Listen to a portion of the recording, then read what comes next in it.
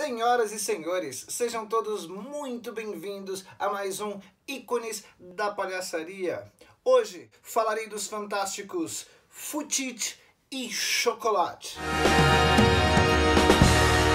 Oi, meu nome é Leandro Calado, sou palhaço, artista circense, pesquisador e hoje vou falar dessa dupla de palhaços que fez história.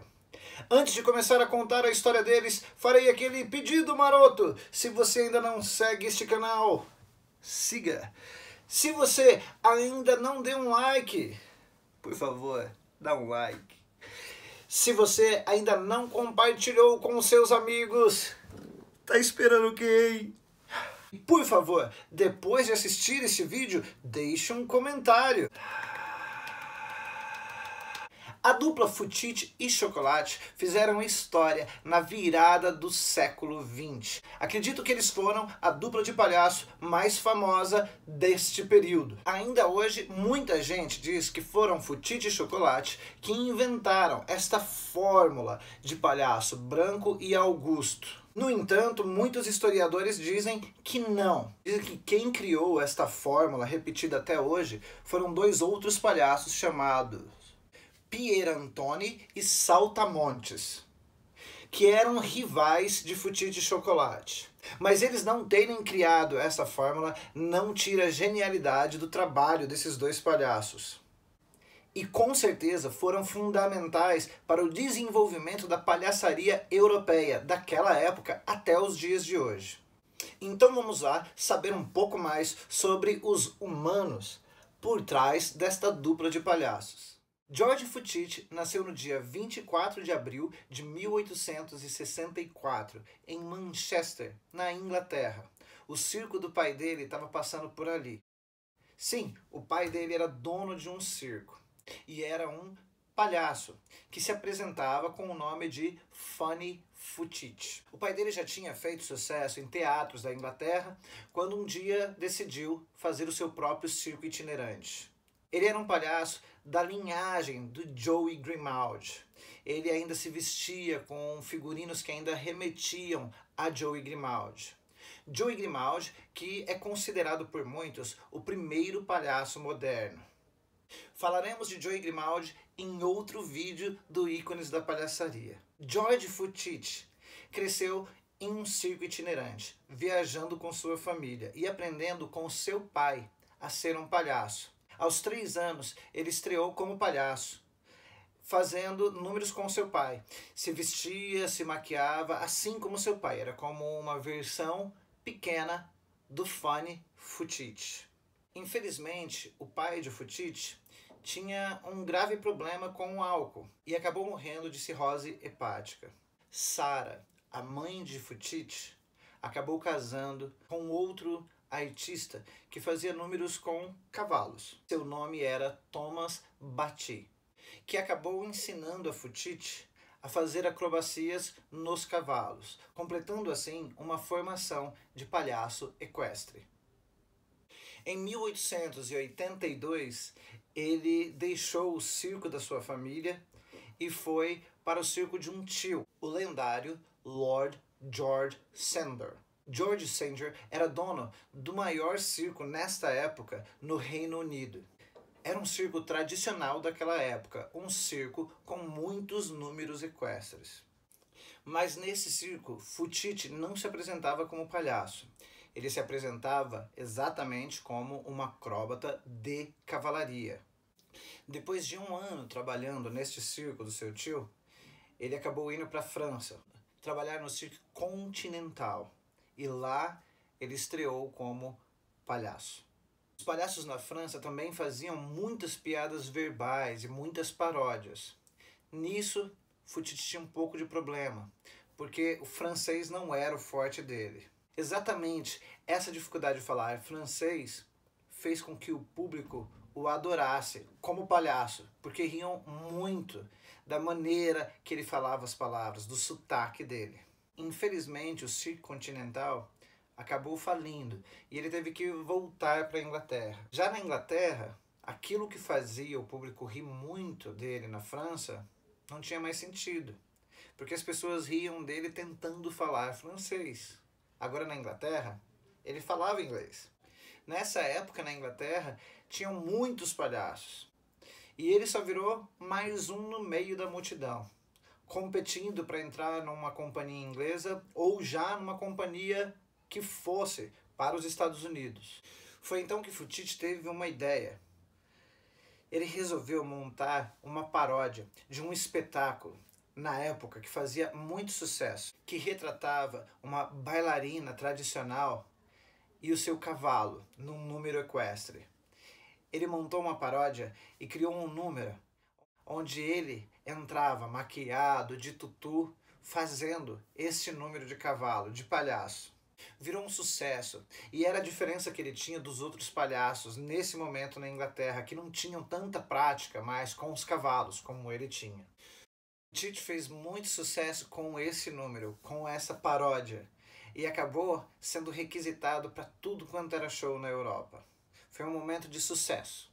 Em 1886, Futich já era muito conhecido e recebeu um convite fazer parte do novíssimo Cirque Nouveau, o novo circo de Paris, que era localizado no coração da capital francesa. Dentro do Cirque Nouveau, ele dividia o picadeiro com outro palhaço muito famoso da época, Tony Grease. Mas eles não faziam números juntos, eles tinham números separados. E Tony Grease era mais famoso do que Futich, mas Futich logo o superou no show e virou o primeiro palhaço do show. Em 1890, Futich já era o palhaço mais famoso da França, chegando às manchetes parisienses. Uma coisa que dá para perceber, lendo a biografia de Futich, é que ele tinha se especializado em fazer paródias. Naquela época, existia um teatro efervescente, com muito musical, e aí sempre ele fazia uma versão cômica dessas peças que eram amadas pelo povo. O muito interessante é que aqui no Brasil, durante essa época, acontecia algo muito parecido, com as paródias de espetáculos franceses e ingleses que vinham para o Brasil, e que cômicos aqui faziam paródias em português daqueles espetáculos que faziam muito sucesso. Bem, tem alguns livros que você pode ler falando sobre isso. Um deles é o História do Teatro Brasileiro, volume 1 e volume 2. Eu acredito que seja das edições Sesc. Vale muito a pena dar uma olhada para compreender também essa história que a gente também tem da mesma época. Bem, agora vamos falar de chocolate. Seu nome? Rafael Padilha. Rafael Padilha era cubano. Provavelmente ele nasceu em 1868. Ele viveu apenas 47 anos. Faleceu em 1917. Rafael Padilha nasceu escravo em Havana, em Cuba. Foi criado por um outro escravo até ser vendido. Seu dono o levou para a Espanha. E ali ele viveu até escapar. Em Bilbao, na Espanha, trabalhou na mineração, trabalhou como porteiro, dançava em bares. Foi em 1884 que Tony Grease viu chocolate pela primeira vez em um desses cafés, onde ele dançava em troca de algumas moedas. Tony Grease viu que ele tinha algo de muito engraçado, um jeito diferente de dançar, que divertia as pessoas. E o fato dele ser negro. O que, para Tony Grease, fazia dele uma figura exótica. Ele viu também que Rafael era jovem e tinha um físico preparado para o treinamento. Rafael Padilha tinha, provavelmente, nessa época, 16 anos.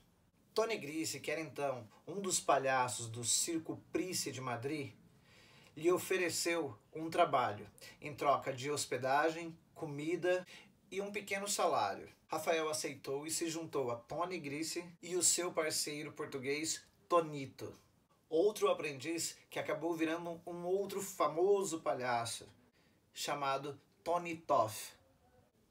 Rafael já foi automaticamente apelidado de Chocolate. Chocolate estreou no Cirque Nouveau em 1886, com Tony Grisi.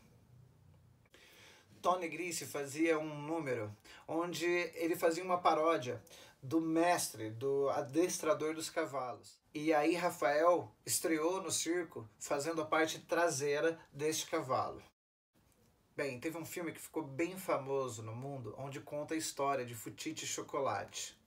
Esse filme, como vários outros filmes, tem uma liberdade poética, onde algumas coisas não são idênticas à biografia. Muita gente que assistiu esse filme vai estranhar isso, porque no filme retrata Futite encontrando Chocolate, transformando ele em palhaço. Bem, a história não foi bem assim. Bem, Chocolate não era apenas o assistente do palhaço Tony Grisi. Ele também trabalhava para Tony Grisi como criado. Em um banquete que Tony Grisi deu para amigos e outros funcionários do circo, Chocolate derrubou uma bandeja no colo da esposa do Tony. E Tony Grisi mandou ele embora na frente de todos, o humilhando. Futite estava nesse banquete e já estava de olho no Chocolate, vendo que o Chocolate tinha um potencial enorme para ser um Augusto.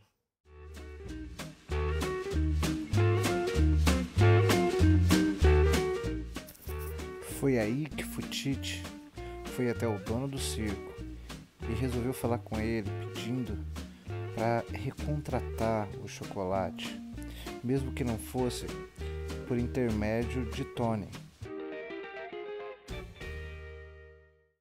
Aí iniciava o trabalho desses dois palhaços como dupla. Futite fazendo um palhaço branco, daquela linhagem já do Joey Grimaldi, e Chocolate fazendo o Augusto. Essa ideia de palhaço Augusto era muito nova. O contraste entre esses dois personagens era muito claro. Futite fazia um palhaço branco, que era dominante, abusivo, e Chocolate fazia o personagem abusado, oprimido. Lembre-se que estamos falando de 1884, onde na França ainda reinava o pensamento de que raças superiores tinham o dever de civilizar raças inferiores. Estamos falando de uma sociedade muito racista, sim. E os palhaços refletiam esta cultura. George Futite um dia disse que o palhaço refletia a maldade inerente à natureza humana. Bem, mas nessa dupla tinha também este jogo. Sim, Futite tentava espancar e ridicularizar Chocolate, mas Chocolate, como Augusto, sempre conseguia reverter o jogo e sempre conseguia ridicularizar o seu opressor. Eles conseguiram assim criar uma distinção entre esses dois personagens. Futite fazia aquele palhaço branco, um ser praticamente perfeito, que sabia de tudo e realmente se distanciava do popular. Chocolate, não. Chocolate era o Augusto, era do povo. Ele era familiar ao seu público, que se via nele. Essa dupla de palhaços acabou usando de muitos látices, pequenos roteiros que vinham desde a comédia dell'arte. O palhaço ainda falava bastante, mas tinha um jogo físico, corporal, bem grande também das pantomimas. Apesar de muito bem ensaiada, nenhuma das cenas tinha um texto estabelecido. Eram todas cenas como canovaccios da comédia dell'arte. Eram roteiros livres para improvisação. E Futite era muito bom de improvisação, porque dizem que Chocolate era um canhão desenfreado. Nunca sabia-se o que ele iria fazer. Os dois fizeram muito sucesso. Chocolate estampou pôsteres, chocolates, embalagens de produtos. Foram realmente os garotos propaganda de uma época, principalmente Chocolate, que era querido pelo povo. Depois que eles se separaram, nenhum dos dois conseguiu muito sucesso. Futite começou a trabalhar com seus filhos e tentou turnês. Chocolate também. Começou a trabalhar com seu filho e montou uma dupla chamada Tablette e Chocolate.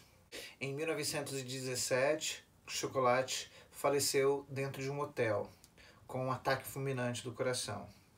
E Futete faleceu em 1921 com 57 anos. Mas hoje a memória ainda está viva dos dois, de Futete e de Chocolate, principalmente de Chocolate. Em 2012, ele foi o personagem principal, simultaneamente, de um livro de Gerard Noiriel, Chocolate, o Palhaço Negro, e do filme de 2016, Chocolate, que é uma obra-prima. Se você ainda não assistiu, por favor, assista. Esse filme é fantástico. Agora, uma coisa que eu acho muito legal, Futete e Chocolate foram dos primeiros artistas a serem filmados pelos irmãos Lumière. E apesar do tempo, apesar de fazer tanto tempo, a gente consegue vê-los em cena. Senhoras e senhores, muito obrigado pela sua audiência. Espero vê-los no próximo Ícones da Palhaçaria. Agora, fiquem com um pouco de Futete e Chocolate.